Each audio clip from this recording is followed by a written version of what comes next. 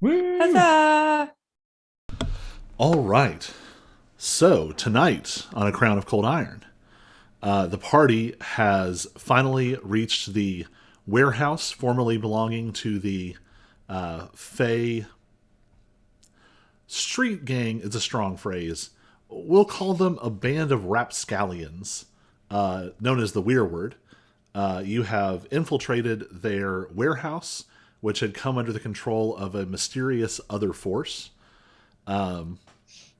You had sort of found it at the nexus of a bunch of different plot threads. It was traced back to Cawthorn Allen Taryn Smith through financial records. Cyrus traced one of the large, mysterious, invisible feline creatures back to that location. Also, you found out that Oryx's Fey Dragonborn cousins, Argent and Stultus, were seen coming in and out with people who sure looked like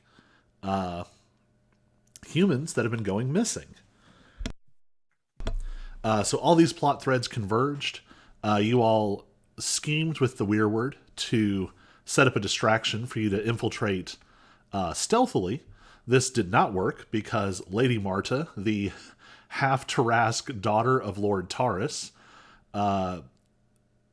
because of a misunderstanding, Kool-Aid Man through a wall and grabbed Oric by the back of the neck. Some Very quick thinking. disappointed she did not say, "Oh yeah." She's a little too angry for that. She's not that pop culture savvy. Nah. But you all survived. You actually managed to convince Lady Marta that you're on the same side. She had been misled into believing that Oric was the one who was making off with human children for nefarious purposes. Realizing that she had been played, her and Vela both assisted you, but you had drawn the attention of some kind of invisible attackers, which I'll let you all know now are called Hellcats. They maybe have proper noun names, but the species is Hellcat. You defeated one of the Hellcats in a truly horrifying fashion with some cold iron weapons. Not okay with it. Sometimes you gotta do what you gotta do. There was a lot of like crackling, blackening, and necrotizing. Sloughing was a verb that was thrown around. Very, very unpleasant. You all killed one, badly wounded another, but the other Hellcat, as well as Argent Stultus and what appeared to be a human child in a hospital gown, all successfully escaped through what seems to be a large open portal into Fairy, the one that you all had been seeking to find. So, I believe we left you with them. Stultus gave you his best, like, mwahaha villain moment, and whisked through the portal. So we pick up with you all, some of you fairly injured. Hold on. Doggos. Did you hear the doggo, Maisie?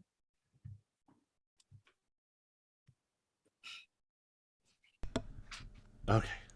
Some of you quite injured. The warehouse, somewhat on fire, which was not part of the plan. But we pick up with you all staring at a gate into Fairy. It's a Yeah. large sort of opalescent vortex.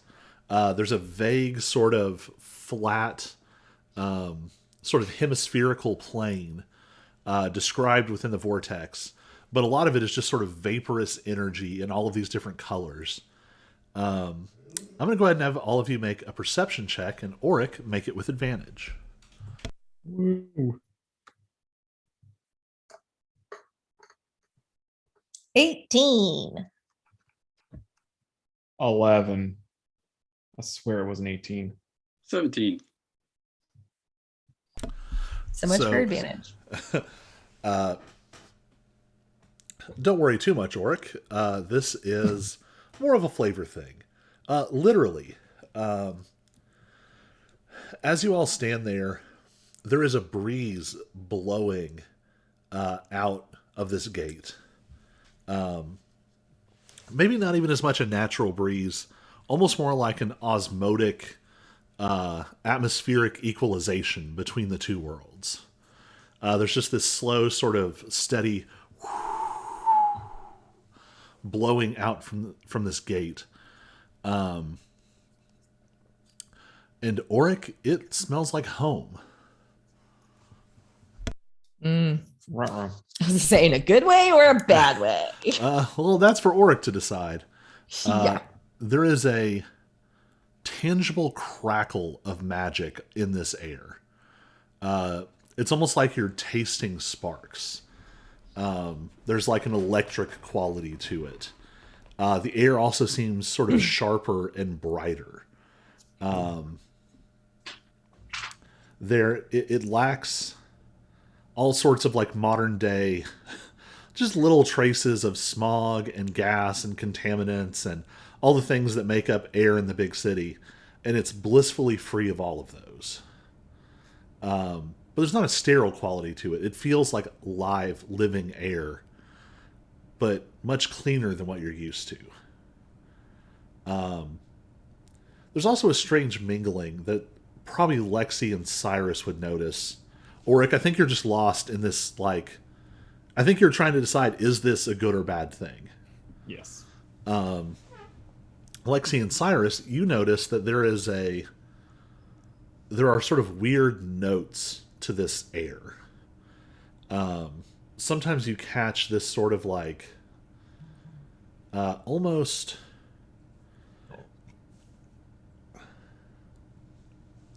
not quite cinnamon. Cinnamon's not the right, it's not a literal flavor. Oop. How many buttons does it take to turn off a timer? It's not a literal sweetness, but there's sometimes like little traces of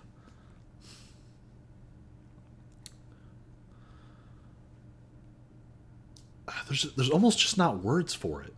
There is a sweet and bright quality to the air sometimes, and sometimes there is a frigid, almost sort of like a pine, like an evergreen forest in snow, and you catch sort of traces of both of them. I'll let you all think for a second on exactly how you want to do this while I go pull something out of the oven.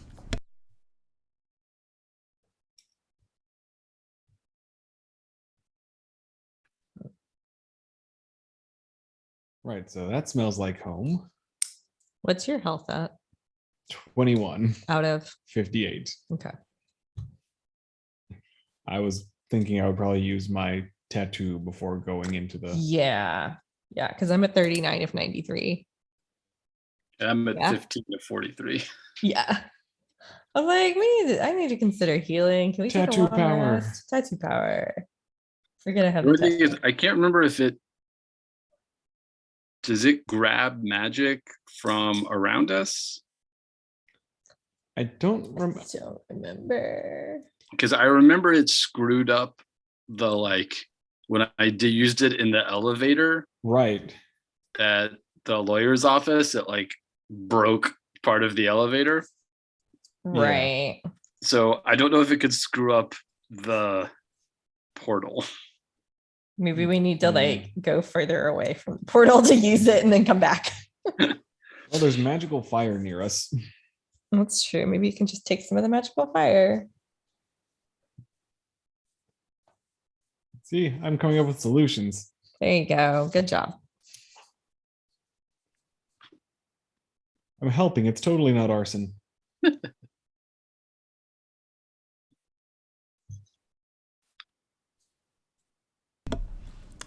So, what are y'all's thoughts on how you want to approach this? Have we learned enough about our tattoos to intuit if we use them, if it would screw up the portal, since it can interact with nearby magic?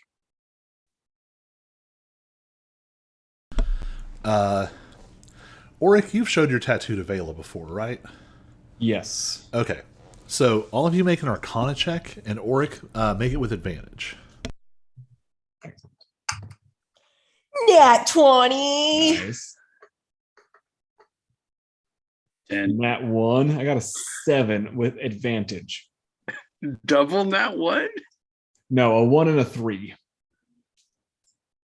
Okay.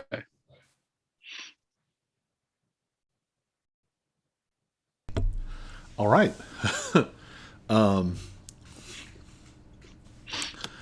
So Auric, Nice. So He's done Vela some and weird Lexi. research. So one night at the bar, Cyrus and Auric got drunk, and apparently Lexi stayed sober and listened to Vela gush about magic. I took notes. yeah, Lexi, you recall vaguely enough to sort of parse this out.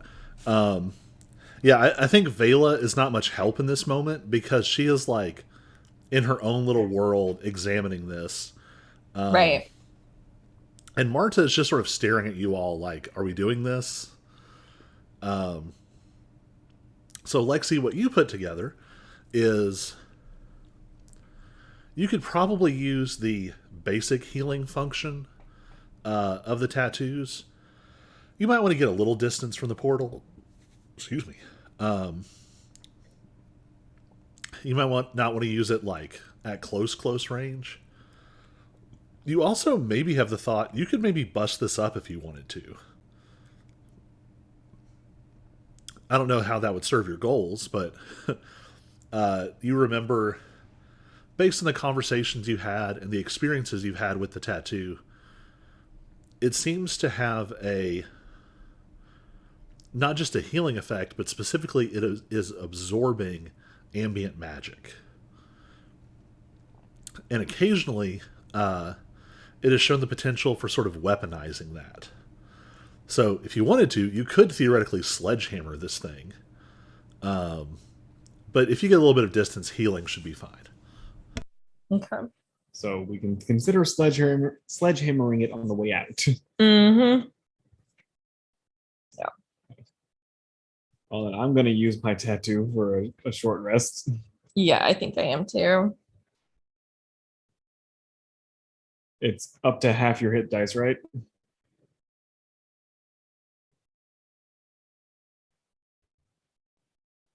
So click 4 of those. Is that what you're saying? Yeah.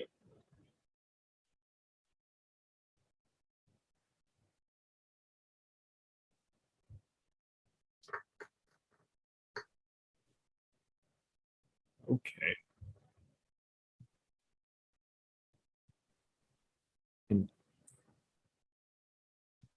Okay.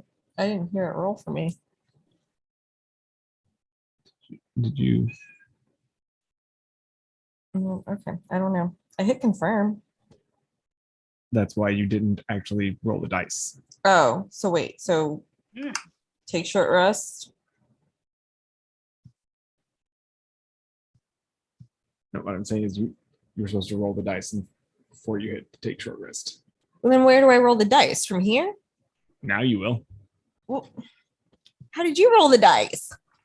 I don't understand what you did. What I did was Yeah. I clicked there. Oh, that button. Okay. And none of you actually get anything back on a short rest, right? I am fairly Let's certain. Yes. restart. Okay. Okay. I see. Because technically it's not a short rest, but I think didn't for you realize all that it that doesn't was- matter. Feasible. I think if anything, I might get like a power I never use. Okay, so I have to do how many is it? Shoot, I know I can't. Up even- to 4. Up to 4 of what? That's what I need to do. D12. D12. See, thank you. Plus your constitution modifier for each D12. Okay. Which is +4. Oh yeah. Auric, we need to remember to do your Sundered Spirit when you roll a nat 1. Okay, so I get 16 +4, so I get 20 points. Oh, right. But that's only on an actual nat 1, not if I. Yeah, not if you have advantage. Okay. I had just forgotten about it because it's buried at the bottom of your character sheet. Yes. All right. So Vela does kind of like perk up a little and look at you all as you use this, and sort of the flow of magic in the room shifts for a second. You can actually see some of the sort of vaporous tendrils off of the portal sort of pull slightly in your direction, but then sort of lapse back into place. Marta has sort of like half-hearted curiosity, but just like whatever. So you all each heal up somewhat. What else do you want to do?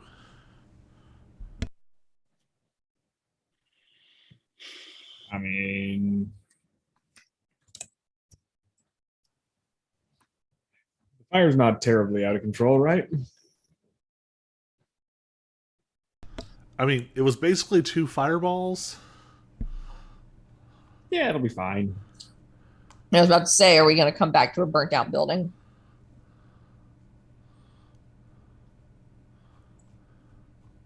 Actually, I would say Vela.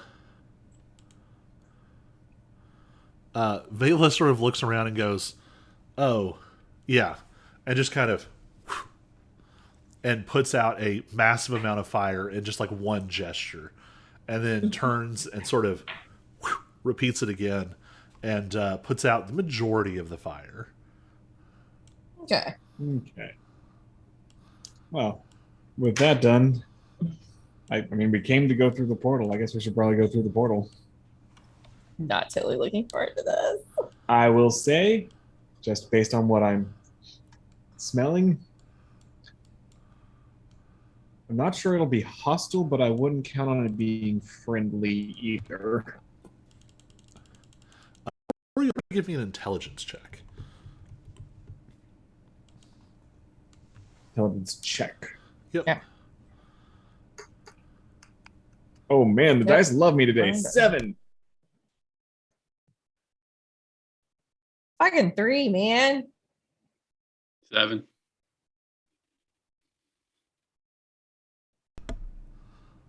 Good to know. Everything's fine. Great. This All is right. fine. Are you all Did ready we to step? run? We didn't really run them out, right? Like I was trying to think if there's. Do we have time to like do just kind of like a quick once over and see if there's anything Stultus might have left? Yeah. Whoever wants to give me a. Well, sort of tell me what you're looking for, and I'll tell you a check.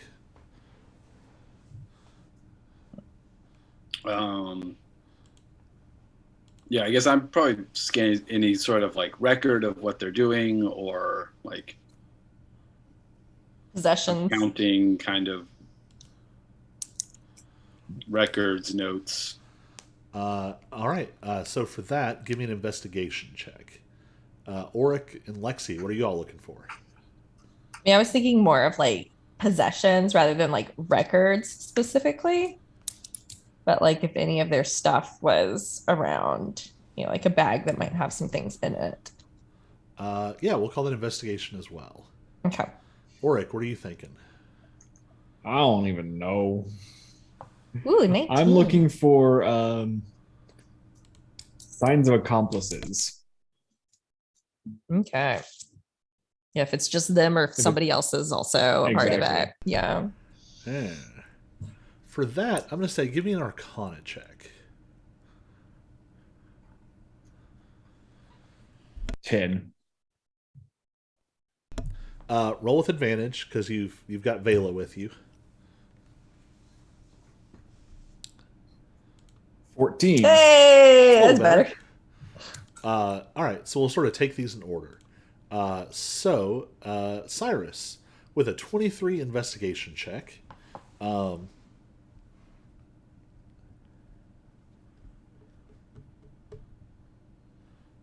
what is helpful on a 23? Tuna treats, apparently.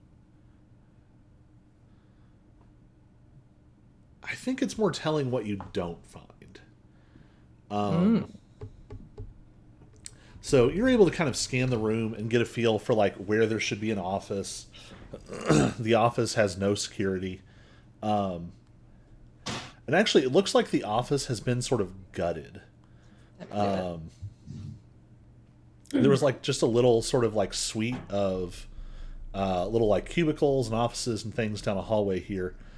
And it looks like a couple of them have had the walls smashed out to make a large, mostly open area that has a truly horrendous smell.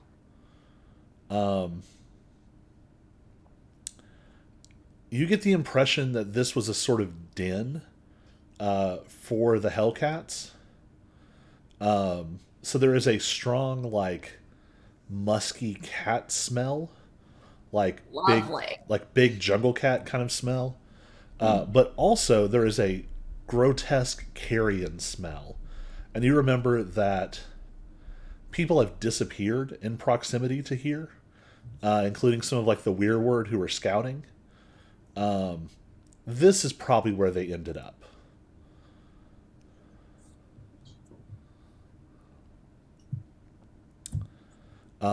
Across, well, not quite across the hall, as far down the office block as they can get away, you find another two rooms that look like maybe what would have been like the manager's office, a little bit nicer than the rest.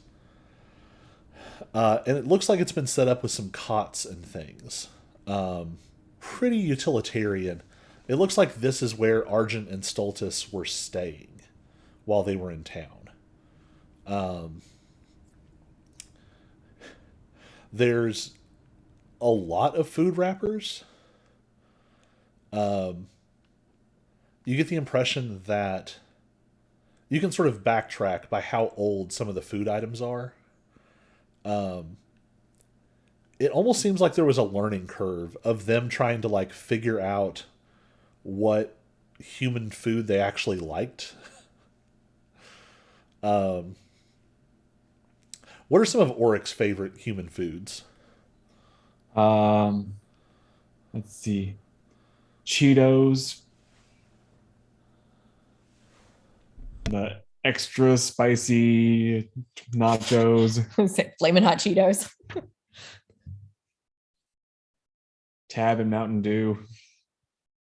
Probably like, yeah, exactly. All the junkiest of junk foods. Yeah. I was thinking like maybe some weird sort of like Laffy Taffy or Yeah. Airheads or something. I, mostly the salty stuff you find in vending machines. Okay. More for that than the sweets. So I think you find some similar things here, but very specifically, no spicy stuff at all. Like there's a few spicy items in like some of the oldest food wrappers, and it very much looks like there was like one bite taken and then it was discarded. But very similar in that it's lots of junk food. There's a lot of white cheddar Cheetos. Yeah. Yeah, there's a little bit of a vibe of like two messy college students camping. As far as materials, there's a little bit more in here. One of the beds, one of the cots has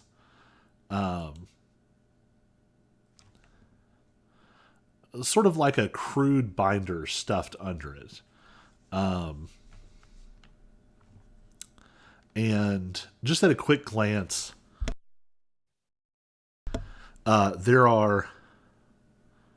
this is a massive HIPAA violation.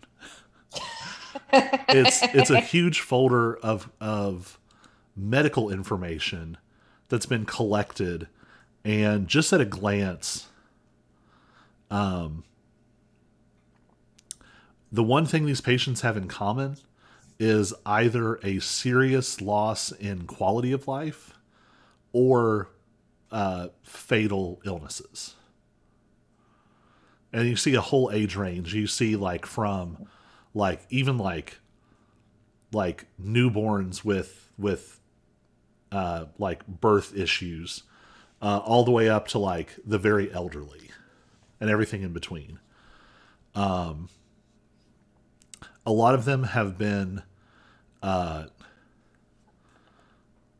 you can see that like pages have been pulled out as you've gone, as they go through.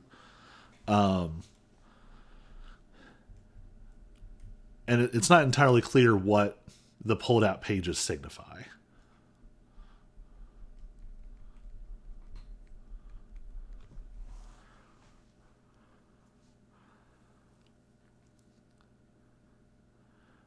I think you'd also find like 14 gold marks.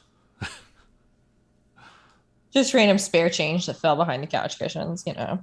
Pretty much. They knew they were leaving, and so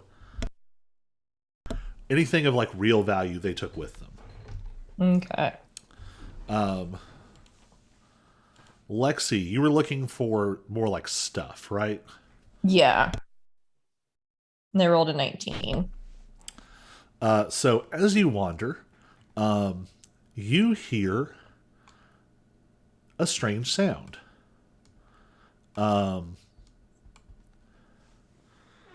There is a disturbingly organic sound coming from the area where you were fighting. What do you want to do?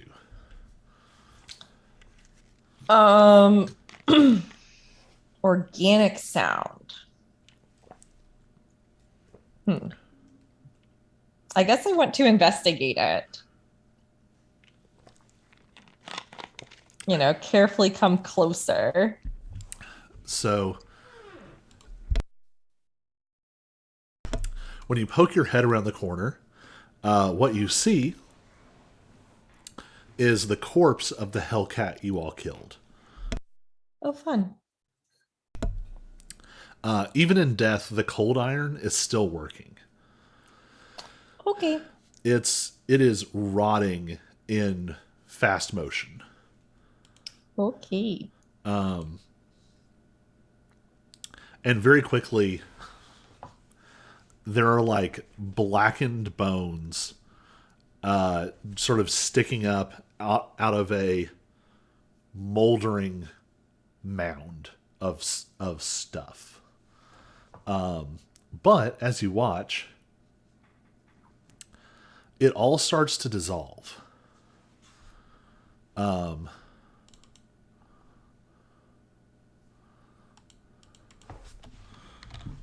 me double check which one you actually killed. Okay. So this creature had sort of a blacklight quality to it. In life.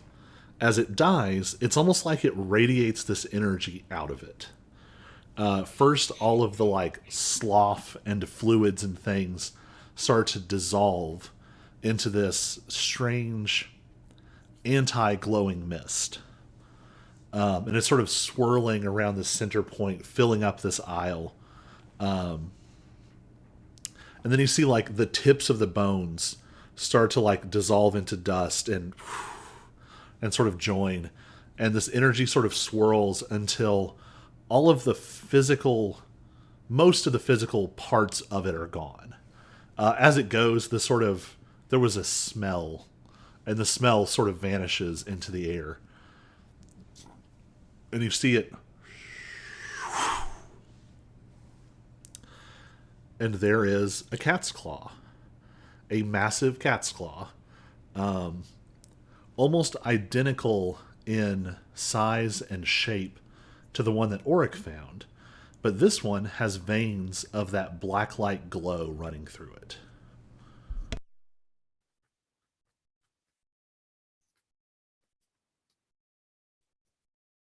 I decide to pick up the cat claw carefully.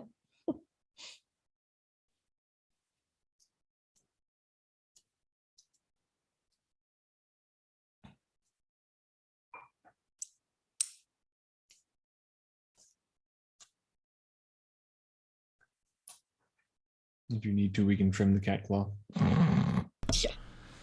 Okay, so did you say you take the cat claw? Yeah, I do. Carefully. All right. Just like the other one, this one has an aura. There is a very much a charged aura to it. You actually see that as you pick it up, your hero light almost forms. It's almost like an intangible hazmat suit. Like Okay. where you would be in contact with it, there is a very thin layer of light stopping your skin from coming into contact with it. Okay. That leaves us with Auric. With a 14, just the one thing that stands out to you, sort of looking around here,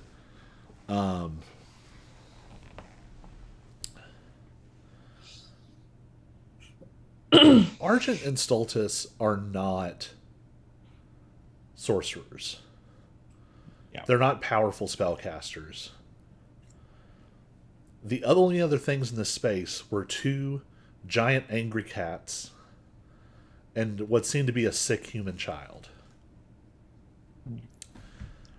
This portal did have some advantages in forming. It did have some sort of natural push behind it. But it took Maine, who is an expert, to make a small hole here. She was able to create a small, largely unstable portal. Basically, she was like stabilizing it as they needed it. And it was metaphysically tiny. This is a wide open tunnel. No one that you've seen so far should be able to do this. Yeah.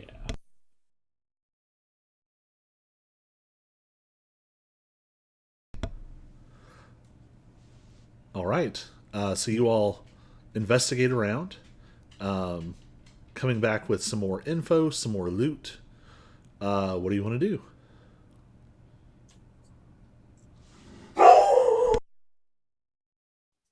Exactly. Time to head in. I think so. Be prepared for anything because somebody has to be keeping this thing open.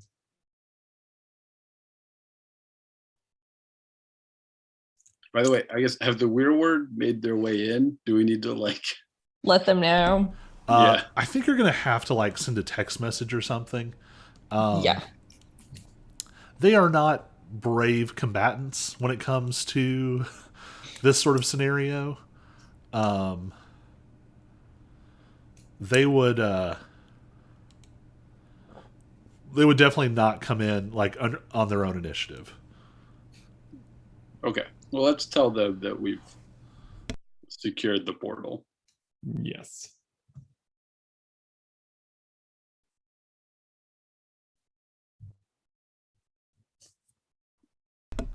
All right. You send a message. They start to filter in. They don't really know what to do with you all. It's sort of like you are.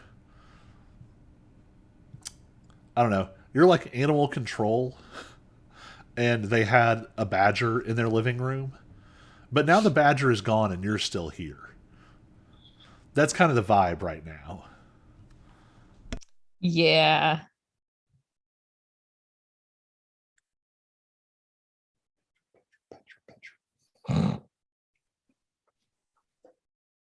Well, let's go chasing that badger.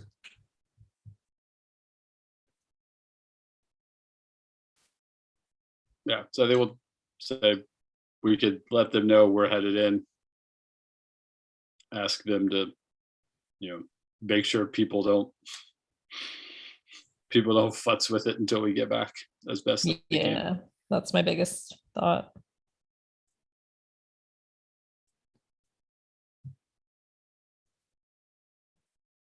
All right, let me grab the invisible Vela, who I guess reappeared at some point.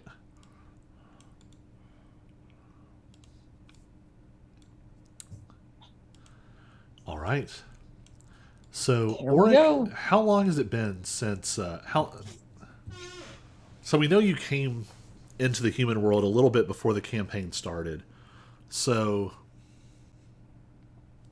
this has been roughly what, 7 or 8 months since you've been home. Mm-hmm. How are you feeling about to take this step? Do I have a hood? Do we need to get you a hoodie? I have the helmet. Put the helmet on. Put the helmet on. Well, here's a good question too. Are you going in Dragonborn or human?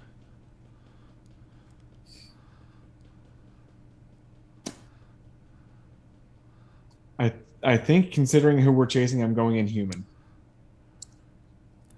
And there's no like weird emotional weight to that at all. There's a lot of weird emotional weight that I'm just gonna shove into the back corner of my mind. It's getting very heavily occupied back there. Yeah, I think we used this image before of like Auric having like a mental space of like shelves where you're like putting all this stuff. And I think we said your patron is like in a back room or something. There's like a weird back room to your mental space. Yeah. Yeah, your head is getting a little crowded and strange for sure. And we're just gonna put all of the emotions in front of that door to block the door? Just push the shelf.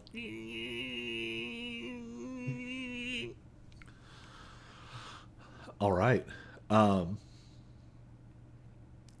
All of you notice too, as you. There's a moment when you will to step through the portal. And in that moment, there is a flaring. It's like the conscious decision to step through the portal is what starts to pull you through the portal. But as you do that, each of you is sort of wrapped in your own unique sort of brand of magical protection. You can actually see Vela's sort of invisible sphere of protection around her takes on like a slight fiery glow, almost like the surface is kind of burning off something. Marta, if anything, the only thing you notice is that maybe her scales stand out a little bit more than they did before. Lexi, the hero light, that same sort of weird, sort of hazmat glow, sort of shimmers all across you. It doesn't like stay in place, but it's very much the effect in like a sci-fi show when a force field kicks on, and it like ripples to let you know that it's there. Cyrus, you feel this sort of this strange magic that you have learned is somehow associated with Mort. You feel it sort of wrap around you. And as always, there's that very distant sound of birds. And Auric, you feel this strangeness. Whatever this is that lets you take this human form, a little bit of it is sort of leaking out of you. Not in a, you're not dying, you're not bleeding, but almost like an aura as you prepare to step through. And in less than a moment, you're standing in Fairy.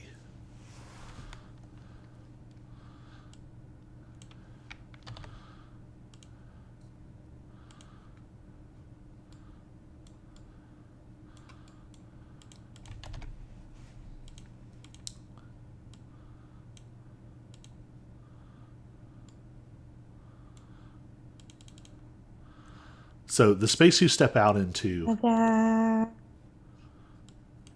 yeah, you might have to move to be able to see. Move to find ourselves.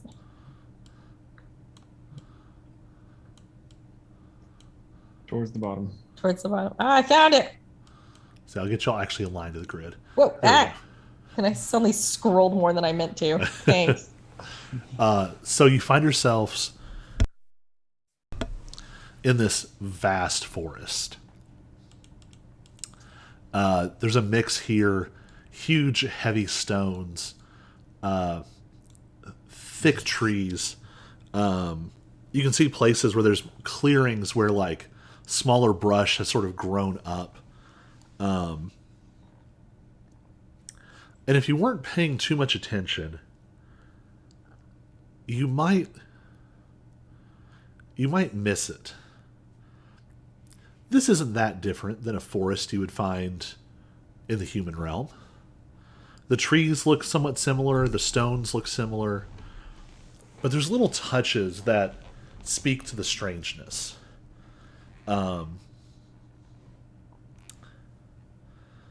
There is a vague light above, but it doesn't look like the moon as you know it. There are sort of flickering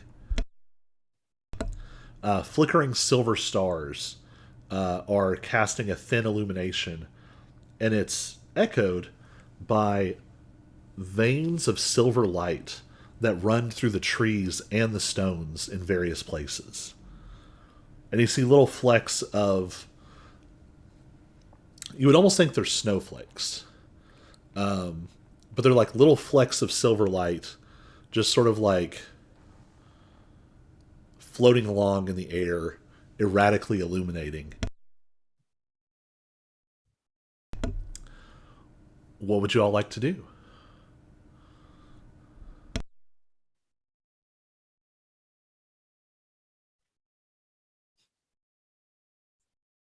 Look for footprints.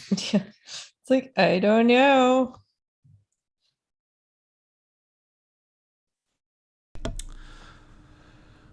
All right. In that case, everybody give me a survival check. Whoa. Oh, goody. That's what I get a 20 on? Yeah, 9. I guess it tracks. 16. I guess it tracks.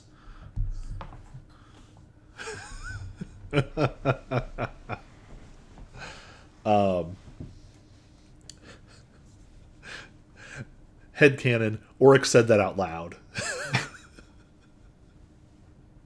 Anyway, so yeah, you all are kind of looking around. Oryx, I think you spot it first because the signs of passage are a little bit different here. A lot of the flora here is unnaturally resilient. And so places that would have left like a full footprint don't necessarily show as clearly. But what you notice is places where different sort of naturally luminescent plants have been disturbed. There's almost like little patches of like a fairy fire dusting that are sort of trailing off. And it seems to lead you out into these woods.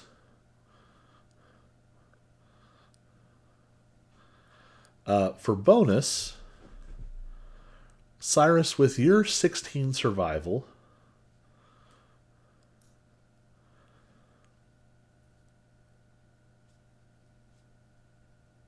so the last time you were near an open portal to Fairy, you were able to feel Mort's presence in a way that was unfamiliar.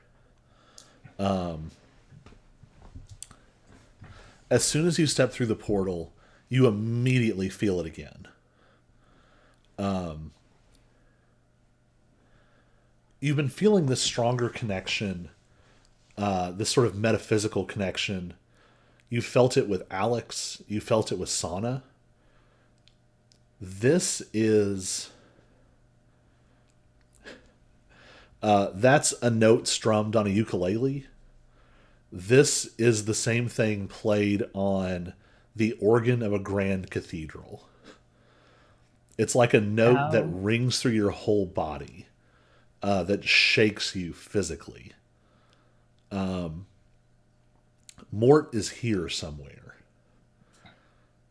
And on a 16, you vaguely feel a direction.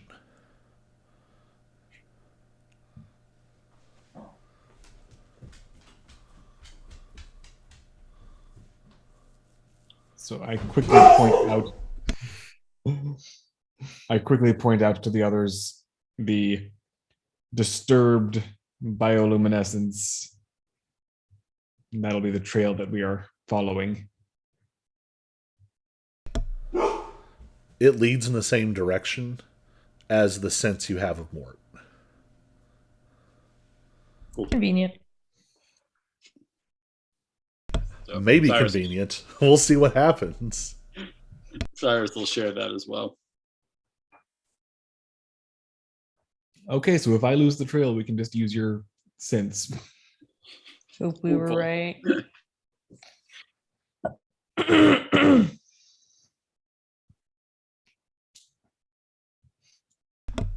All right. How do you all want to sort of progress through these woods? What is your travel like? I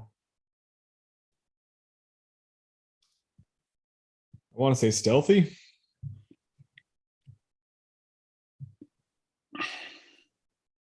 I don't want to go too slow though and risk Right. Right. losing the track. Quick but cautious. Something like that, yeah. We have to assume that they assume we're following.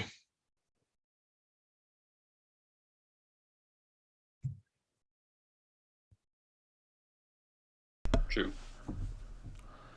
All right. So, you said quick but cautious. Yeah.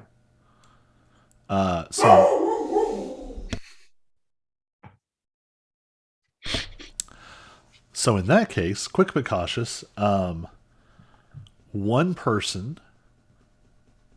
I'll let you all choose. One person give me a perception check. Yeah, perception check with advantage, and one person give me a stealth check with advantage. All right. Who's got the higher modifiers? I am a flat roll on perception and a +2 on stealth. Okay. I'm a 4 perception and an 11 on stealth. There's our stealth. Okay. There's our stealth, and I'm a 3 on perception, so it's next best. And it's with advantage. Okay. So essentially, what that's representing is one person is sort of setting the lead. Okay. And the other people are sort of assisting. Why'd you do a sleight of hand, not a stealth check? Oh, sorry. They're both 11s and they're right next to each other. And so Okay. Whew. That is, I don't know what it is. There is a pattern with Cyrus rolling expertise skills. yeah. Yeah. So It was like it definitely did the like, I'm a 17. Nope. Nope.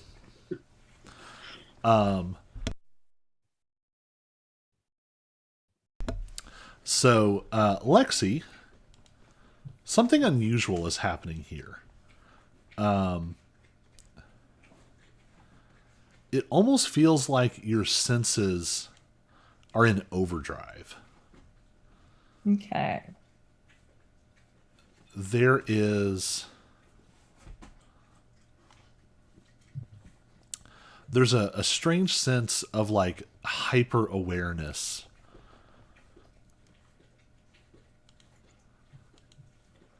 it's almost like these sort of heightened senses that you have developed are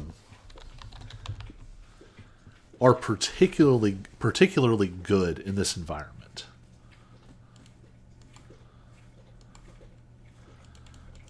Cyrus, in contrast, a lot of the rules of stealth don't seem to work correctly here. Like you delicately put a hand up to stop a noisy branch from snapping back and making a lot of noise. And when you touch it, it lets out like a ringing sound. Almost like you've like smacked a wind chime. You are still exceptionally stealthy, but there is a certain amount of handicap of being in this weird environment.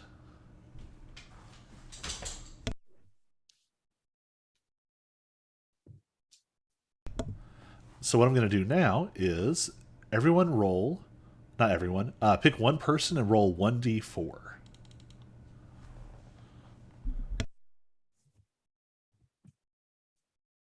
You didn't roll, Yeah, so I'll do it since I didn't roll anything else. Yeah.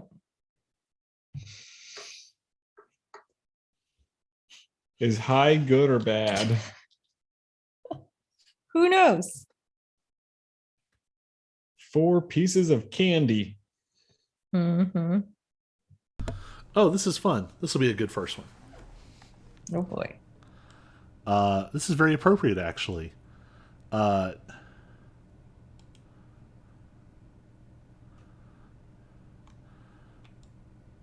So you all pass through the woods, and honestly, for a while, it's remarkably calm.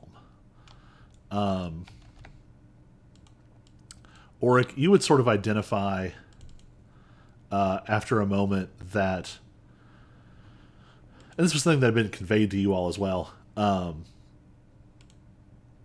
this is sort of a borderland between summer and winter. The direction you're heading has a weird sort of diagonal quality to it.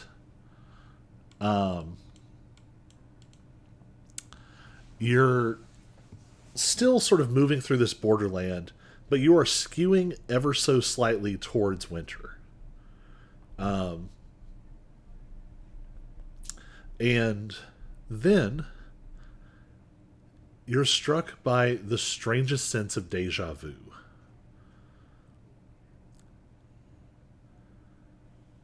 You've never been to this particular area before, broadly speaking.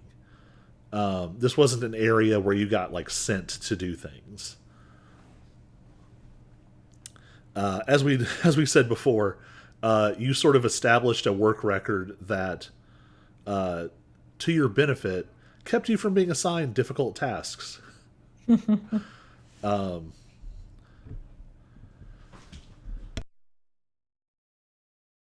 So what you notice is, yeah, this space looks familiar. Through the trees, you see a strangely familiar hut. It's almost invisible in the dark. As you've headed sort of deeper into winter, even the silver lights up above have kind of dimmed. It is exceptionally dark here now. But you recognize this space. This space is colder and darker than where you started. There's actually traces of snow along the ground and sort of mixed in with the faint flecks of silver light that still hang in the air.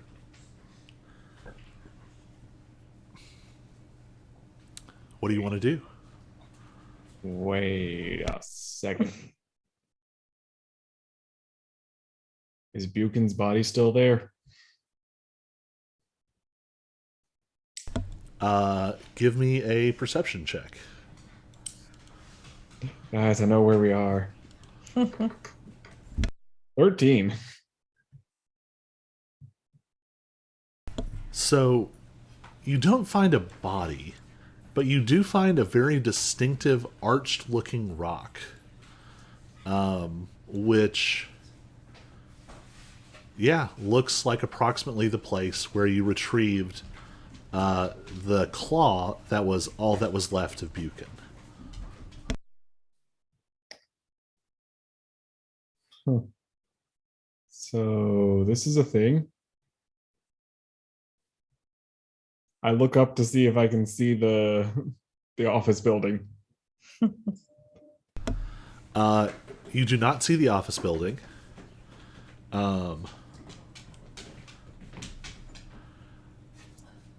But you do see a sort of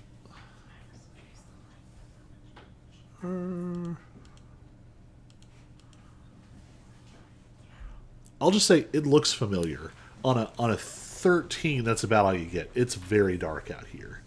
But you've got a sense that this is where Buchan fell. Yeah. Hey, Cyrus, how close does it feel?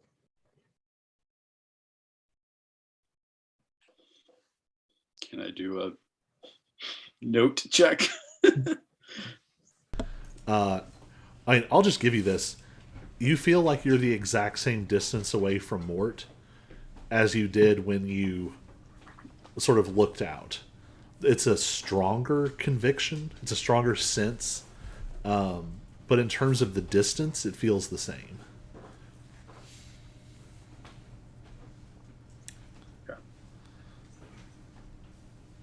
What do y'all want to do?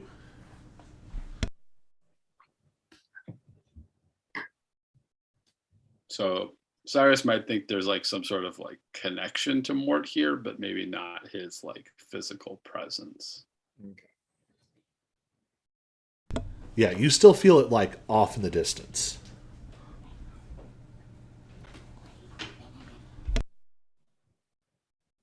Well, we've got this hut here.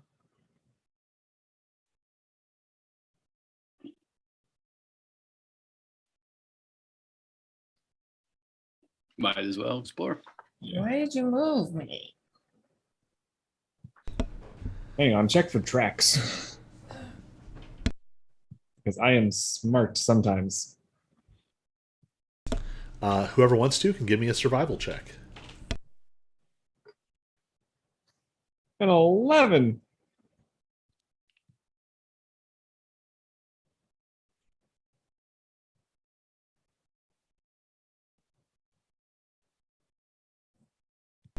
I feel like Auric has been rolling like weirdly down the middle. Like, not a lot of great checks, but not a lot of awful checks either.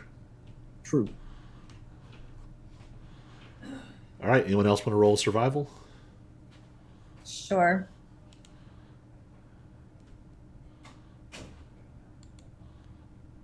$13. All right.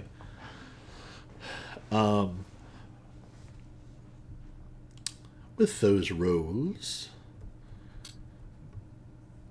So, good news, bad news. Great. The bad news is the trail has gone sort of indistinct here. Maybe it's not good news. Maybe it's the good bad news. Okay. You have at least identified that the reason the trail goes indistinct here is that there are other footprints in this area. Other So it got people, confusing. well, other people seem to have moved through this area recently and repetitively. This looks like a place where people have come frequently.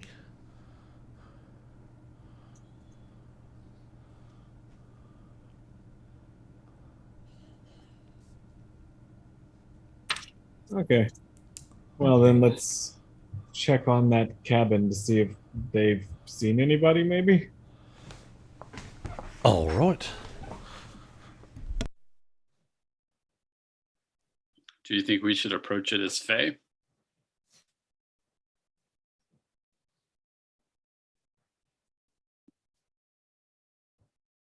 Yeah. Yeah, maybe don't advertise the hero light, for example. Well, because Lexi and I both got those rings, right? We both got. Yeah. And you don't have to like alter your appearance. It just sort of tweaks your magical key signature. Okay. And I'll switch back to dragon. Yep.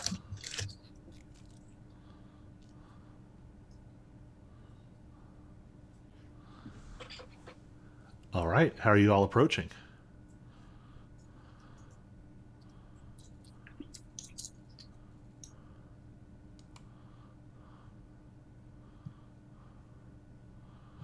Are there windows? Can we like try to like sneak up and like pop a look in a window? Yeah, give me. So, depending on how close you want to get. At the distance you're at now, you'll make the check with disadvantage. If you approach, the closer you get, you'll pass from disadvantage to flat to advantage.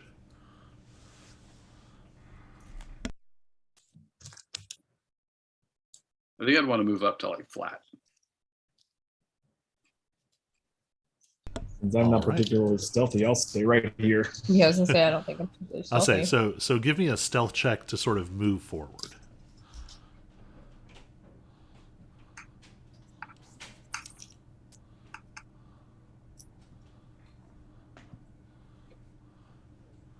That's what it's supposed to look like. 26. All right, yeah, that's what rogues get. Um, so, since you made a decent stealth check, we're gonna say that you made it to like here. You're still sort of in the extra cover of one of the trees. There's some brush there. So now give me a flat perception check.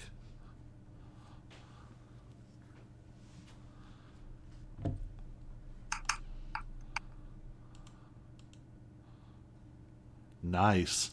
All your good rolls are just reappearing all at once. Here we go. There is a small, maybe like a hearth. There's a hearth with a small light. You don't know if the hearth is small, but you recognize sort of that banked fireplace lighting. There's a flickering quality to it. You can actually, now that you're thinking about it, you can see a little bit of smoke trailing up from a chimney.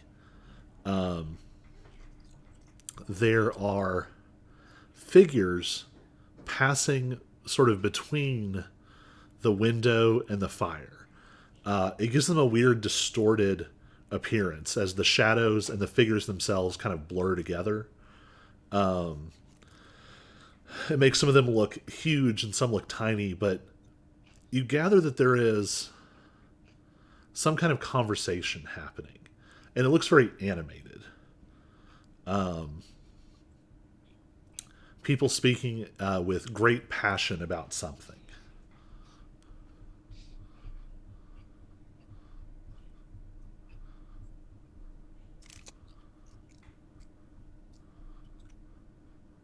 But nobody I recognize.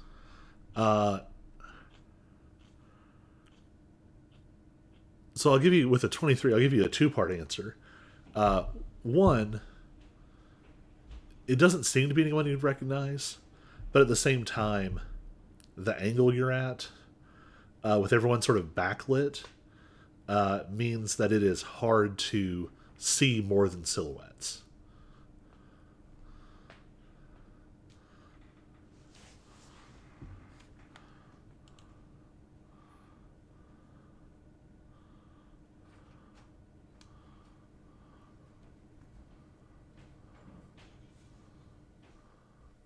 All right. I think Cyrus would pass that information along and then try to slip closer for a better look. All right.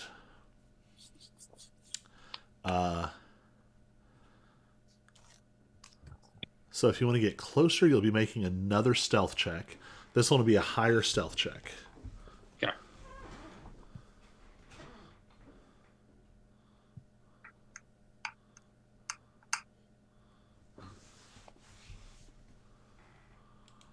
The higher roll. Was indeed higher. There you go. I'm going to say with that, you can sort of put yourself like up by the house. What I'll even do, tell me which side you want to go on, and I will pull back part of the structure so you can see.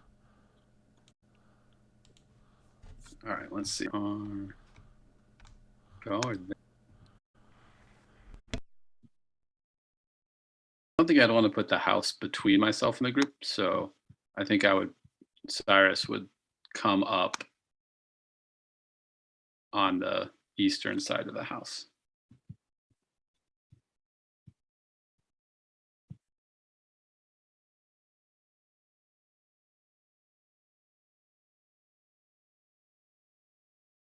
Whoops, I need to ban somebody real quick.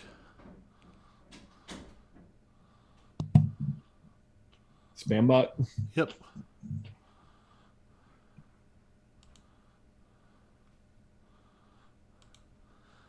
Bye, buddy.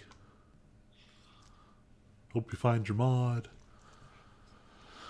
All right. So, where you moved up to, let's open a little bit of window here. Whoops. Oh, no, there's an actual window. I can move an actual window. So you catch just a little bit of like a slice of the interior. One thing I'll do to fit our aesthetic here and help you out a bit.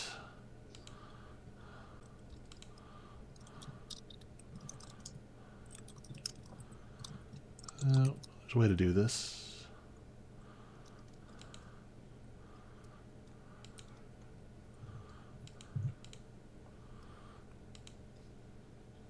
Oh, there it is.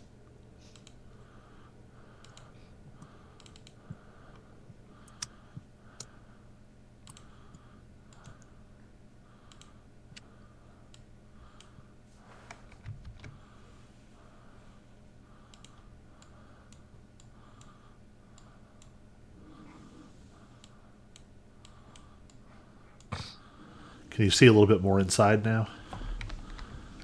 Yeah. Yeah, there we go. There's a little bit of lighting.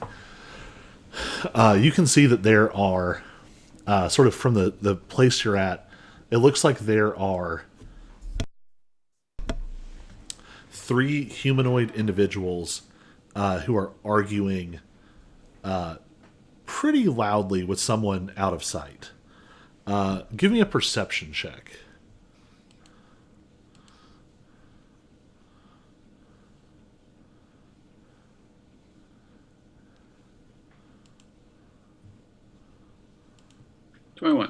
21.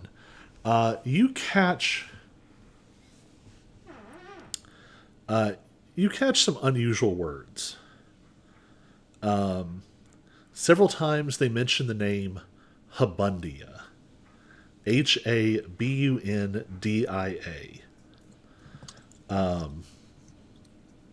You spell that again because I'm gonna write that down. Yep. Habundia. Abundia. And you hear this name several times. And these people seem to not like this name. You're fluent in Sylvan, right?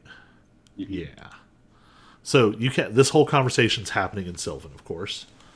And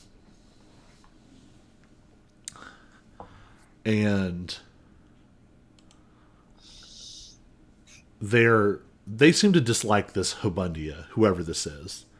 They are upset with her for something. You're only catching bits and pieces of it because you're essentially hearing a second language through a window at a distance. This is like trying to do Duolingo blaring from the car next to you at a stoplight. So you catch Habundia.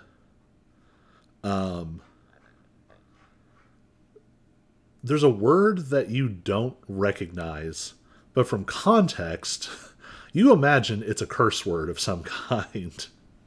And it is said several times in relation both to Habundia, but also it is said several times about the name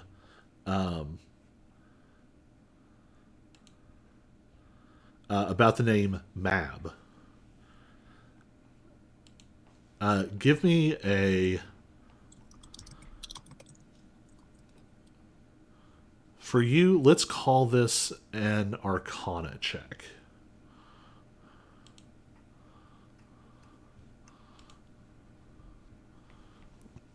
All right. So, the NBI has really been trying to sort of patch its knowledge of fairy. Both because it's been sort of interfering in Queensboro so much, but also in anticipation of, well, moments like this. And you remember reading a file. You recognize the name Mab for sure. Mab is the Winter Queen.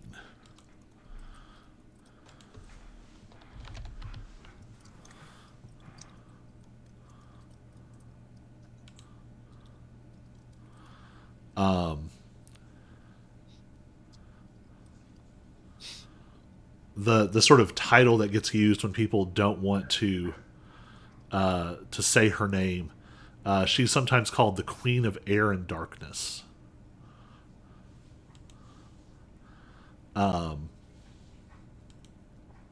She is the biggest of deals. In for the most part, generally speaking, Summer and Sealy Faye have been sort of taking the lead and interacting with humanity. Both the ambassador to the Fae and the deputy ambassador are both from Summer. Winter has been supposedly is on board with everything, but has not been very visible as of yet. But it is very unusual. This seems to be a room full of Fae in this winter skewing area who are pissed off at Mab about something. And they are also pissed off at this Habundia as well.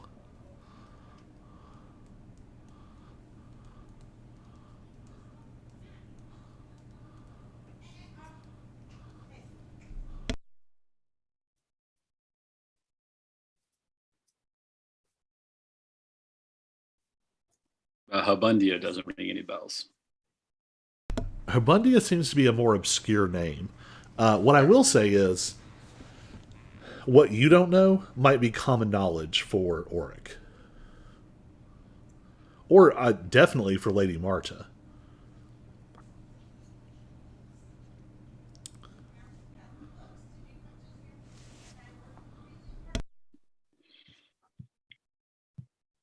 Let's see. I'm trying to remember.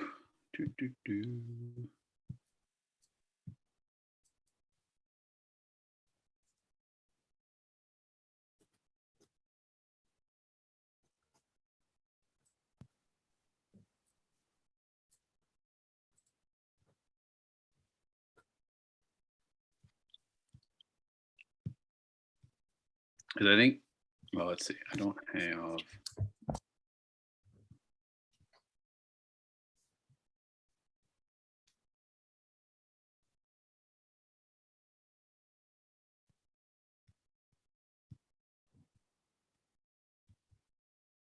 That's right. I keep forgetting that's only one way. So, because I think Lexi's got my token, but I can't receive a message back if I send her a message using it.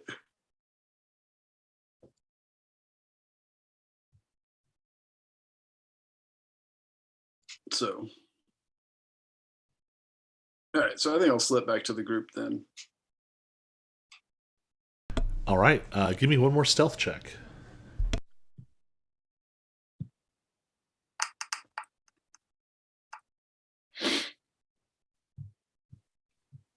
Man, the heat's back on those rolls. All right, so you sneak back over. Are you sort of powwowing with the group?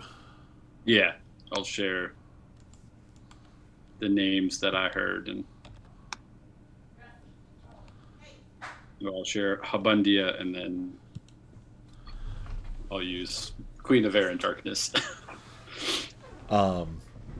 So, Auric, give me a history check with advantage. Advantage. All right. 14. 14's enough. This is sort of, I don't know. This is like someone asking you to name the prime minister of Germany. Like, it's some people won't know, but it's not impossible. You and Marta both recognize, I mean, Mab for sure. Mab is technically your queen. Like way up past Lambton on the hierarchy. She is the ultimate object of all Winter authority.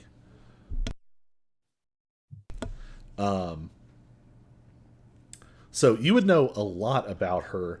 It would be a little hard to separate out what is functionally mythology, sort of maybe even like hagiography of her existence.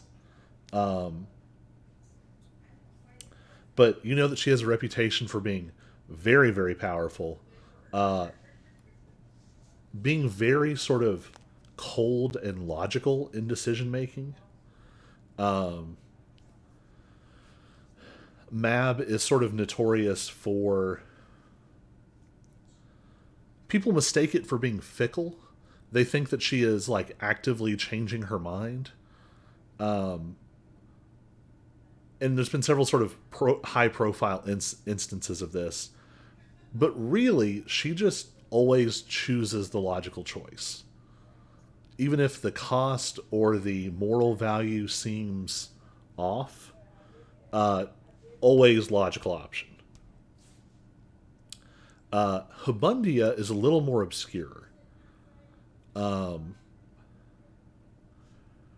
Marta, I think, has to chime in and sort of remind you a little bit on this.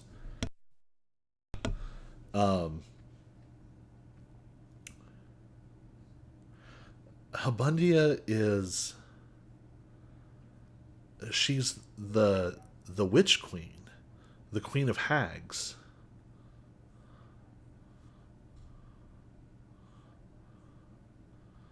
And they're mad at her for something.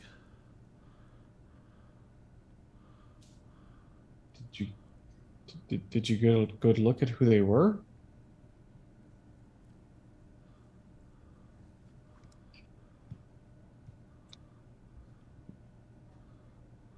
No, I don't think I got a good sense of.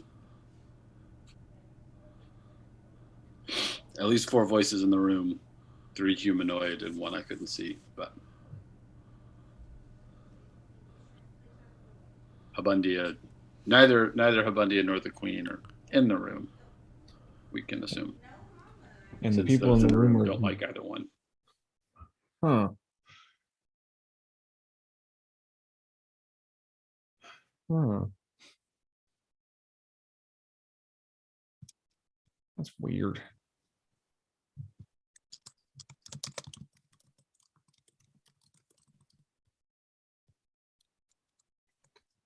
Who would be mad at the queen? She's the queen.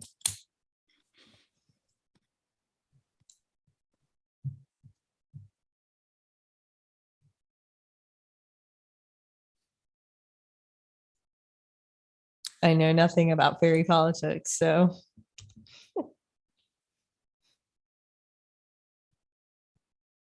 Hmm. So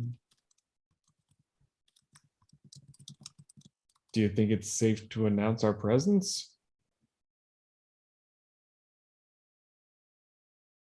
'Cause they may have information.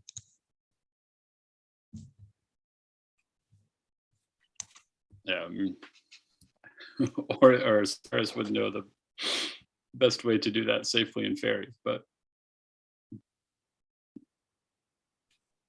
are there hospitality rules in fairy? Like,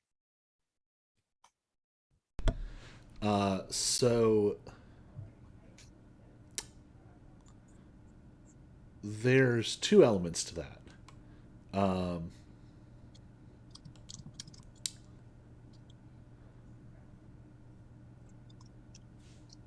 the one hand, there definitely are. Like, this is a thing that exists. Uh, Generally speaking, rules of hospitality have to be accepted. Like, you have to be welcomed as a guest to be considered a guest. Also, the reason those rules are so famous is that they are more binding the more powerful a Fae is. This is sort of the great equalizer. Fae like Auric might feel uncomfortable about breaking an oath. Like, there might be a physical sensation of discomfort. And of course, there's lots of like folklore and superstition on the fairy side about it. But it's no more binding, particularly, than like it would be for a humanoid. For a powerful Fae, it's a big deal. Oaths are huge. Hospitality is huge. They are slow to welcome people as guests and only do so in the most careful of situations.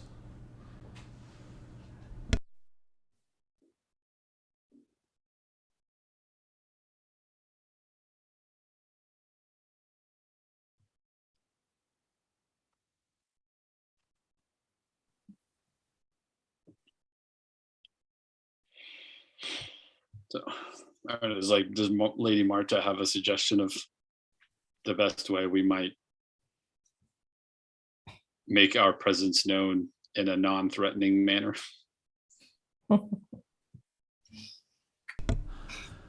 Uh,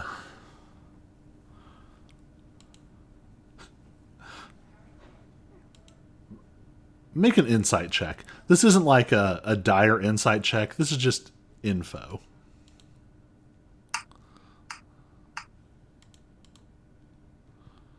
$11.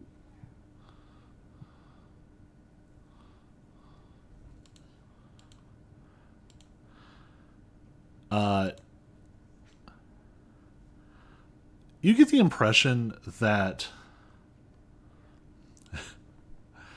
while Lady Marta looks like a princess, and technically is kind of a princess, Lexi, I think maybe you're even the one who sort of catches this. Marta's a meathead. Like, Marta headbutts her problems.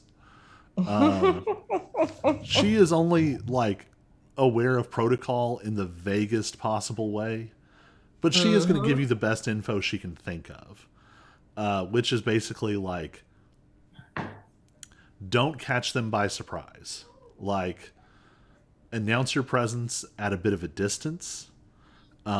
Make it obvious, make it clear. Right. Don't try to. Nothing sneaky, nothing stealthy, nothing that could be taken as an insult.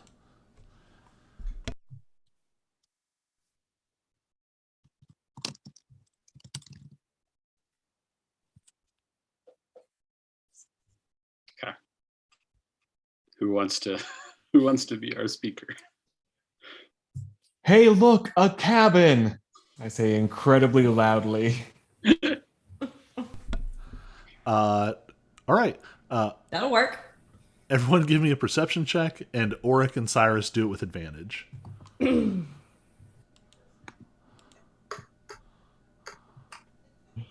18. 14.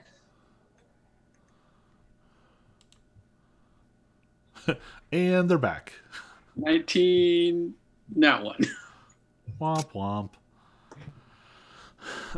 Lexi, you hear something moving almost immediately.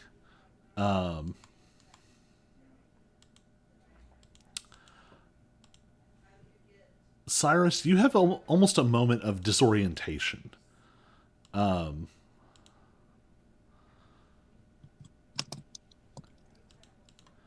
There is a strange feeling. And Auric, you're able to sort of pin it down a little bit better. Oh,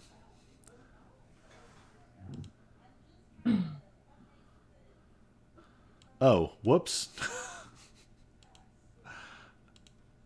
Sorry. I forget sometimes that I don't do a good job of managing my token layers. Oops. You were supposed to be able to see things.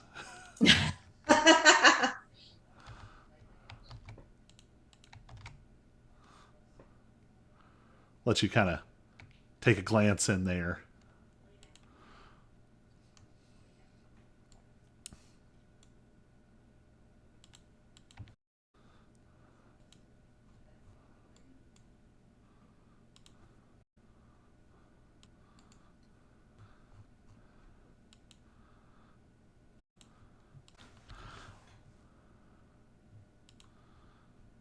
Man, something about this map is like really irritating my computer. All right, now we'll pop Cyrus back where he belongs. Okay. Sorry about that.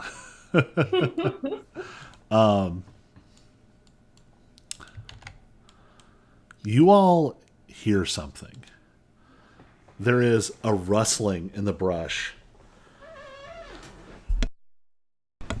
Auric, you feel it. You feel something faintly. Cyrus, you feel almost like a fluttering in your chest. You all notice this. Cyrus, your head turns towards this sound before the sound is made. Which might be sort of the source of the disorientation. Something moves through the brush. It's almost invisible. It sort of slinks from one shadow to the next, and you realize you're looking at something maybe the size of a small wolf or a coyote. There is a canine aspect to it, but it's covered in sleek, black, shimmering feathers. And tucked over its back, above its forepaws, seem to be two tucked wings. The creature sort of slinks through, and you hear a low,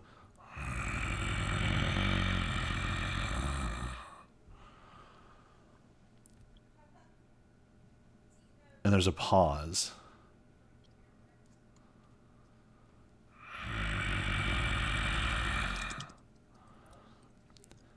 And then a massive howl.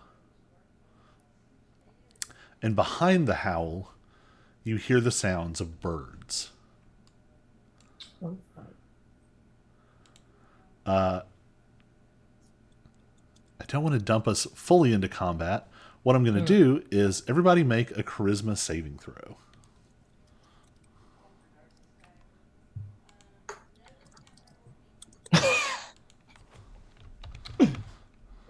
Eight. 27. All right. 3. I mean, I wasn't planning on speaking Ooh. anyway, so That was a crit. was it a crit? Thought it might have been.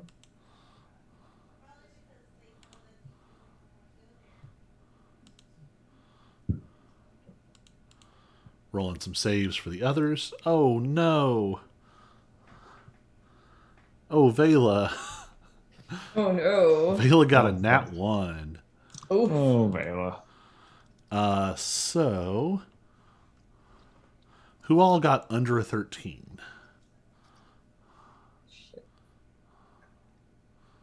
Did I roll a 14? Oh, Is there a way I can look that up? yes. Yeah, there's a Okay. game log. It looks like Okay. Auric, You rolled an 8. Auric and I rolled an Marta 8, are the okay. only ones that passed. Okay, yeah, I was gonna say I didn't think I did very well on it. This howl rips through you all. And yeah, we'll end with this. Cyrus, you have the strangest sensation. As the howl rips through the air, it's almost like the howl. It's almost like the howl has like a hidden message, or like a not quite a hidden message, like a hidden picture. You hear the sound, but if you sort of unfocus, you hear another sound, and it's this calling of birds. And Vela, Lexi, and Cyrus, all of you have this black mist that seems to come. It's almost like it materializes out of the sound and sort of wraps around you. But the mist isn't featureless. Falling very gently out of the mist are phantasmal black feathers. Cyrus, this is the first time you have been on the other side of what looks exactly like the magical effect when you hex someone. And we'll pick back up right here next week. All right. Okay. Let's stop our recording. Recording stopped. And in the stream. Bye, internet, and the bot I had to block.